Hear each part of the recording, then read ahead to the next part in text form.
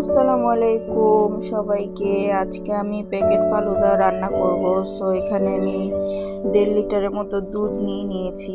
খুব ভালো করে জাল করতে হবে। আর এখানে আমি সামান্য পরিমাণে চিনি দিয়ে নিয়েছি, কারণ আমি একটু মিষ্টি বেশি পছন্দ করি। আর যারা মিষ্টি কম খান তাদের দিতে হবে না, কারণ যেহেতু আমি আজকে প্যাকেট ফালুদা রান্না করব, প্যাকেট ফালুদাতেই সব কিছু মিক্স করা থাকে।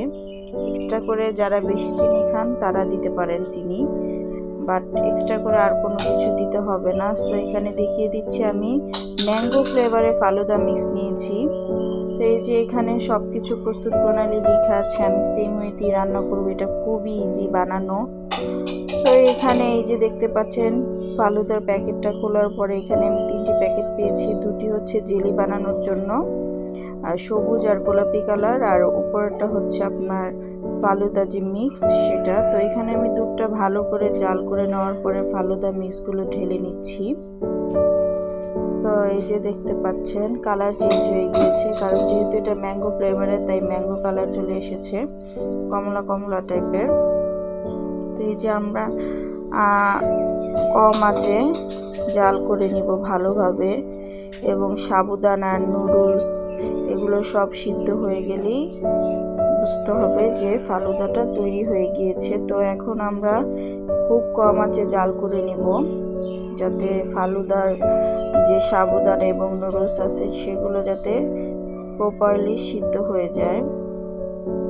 তো এই যে এখন আমরা জেলি বানানোর জন্য 1 কাপ পানি নিয়েছি, যেটা প্যাকেটের গায়ে লেখা ছিল যে 1 কাপ পানির মধ্যে জেলির মিশ্রণগুলো দিতে হবে, তাহলেই পারফেক্টলি জেলি তৈরি হবে। তো প্রথমে আমি পিঙ্ক কালারের জেলির যে মিশ্রণটি আছে সেটি নিয়েছি।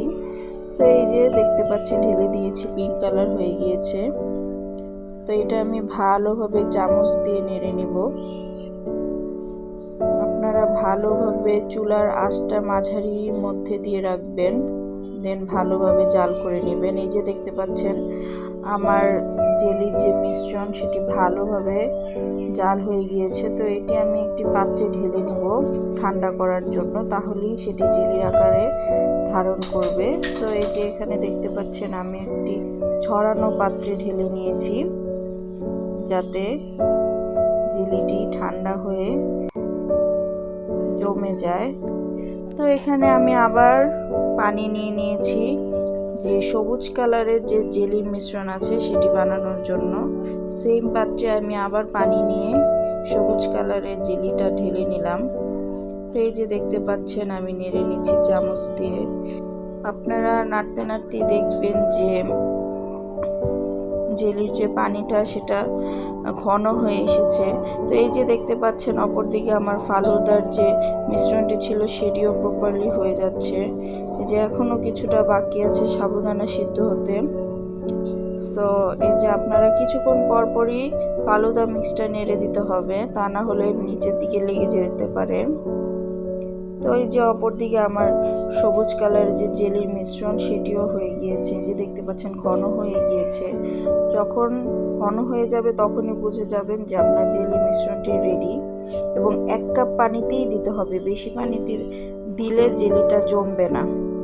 সো এখানে আমি একটি ছোট্ট সার্ভিং ডিশ নিয়েছি এবং এই যে জেলির মিশ্রণটি ঢেলে নিলাম, এবং জেলির মিশ্রণটি ঠান্ডা জায়গায় রাখতে হবে, তাহলেই জেলিটা জমে যাবে। সো এই যে দেখতে পাচ্ছেন আমার ফালুদাও তৈরি হয়ে গিয়েছে। এই যে আমার প্রপারলি নুডলস এবং সাবুদানাগুলো সিদ্ধ হয়ে গিয়েছে। এই যে দেখতে পাচ্ছেন একদম ঘন ঘন হয়ে গিয়েছে ফালুদা মিক্স, এবং দুধ একদম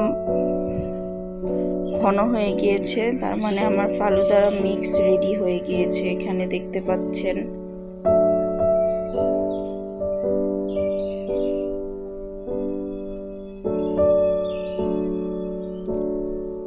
তো এখন আমি কিছুক্ষণ নেড়ে যেটি এখন নামিয়ে নিব। তো এখানে আমি ফালুদার জন্য কিছু পরিমাণ ফল কেটে নিব। তো এখানে আমি আপেল আর আঙ্গুর নিয়েছি, যা আমার বাসায় ছিল তাই দিয়ে আজকে করতেছি। এই যে দেখতে পাচ্ছেন জেলিটা তৈরি হয়ে গিয়েছে, যে জমে গিয়েছে, একদম পারফেক্টলি জমে গিয়েছে। তো এখন আমি জেলিটা কেটে নিব সুন্দরভাবে। আপনারা যার যেমন ইচ্ছা স্লাইস করে নিতে পারেন। তো আমি যেভাবে কেটে নিচ্ছি দেখতে পাচ্ছেন।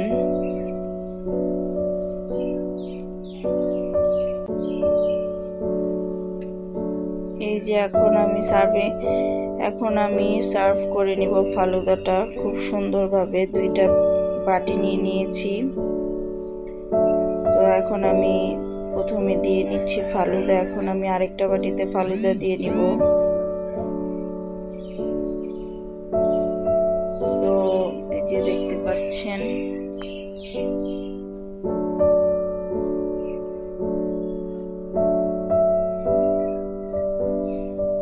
তো এখানে ফালুদার জন্য আমি কিছু যে আপেল আর আঙ্গুর কেটে নিয়েছি সেগুলো দিয়ে নিচ্ছি।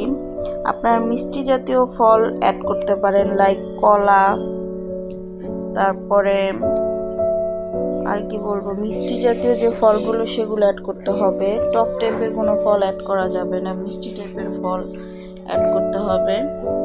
তো বাসায় আমার এখানে আপেল আর আঙ্গুর ছিল, তাই আমি সে 2টি দিয়ে নিলাম। দেন এখানে আমি পিঙ্ক কালার যে জেলোগুলো ছিল সেগুলো দিয়ে নিচ্ছি। দেন আমি এখানে সবুজ কালারের যে জেলো সেগুলো দিয়ে নিলাম। একদম রেস্টুরেন্টের মতো হয়েছে, একদমই। আপনারা বাসায় তৈরি করে একবার হলেও টেস্ট করতে পারেন, খুবই টেস্টি হয়। তো এখানে আমি লাস্টে আইসক্রিম দিয়ে নিয়েছি।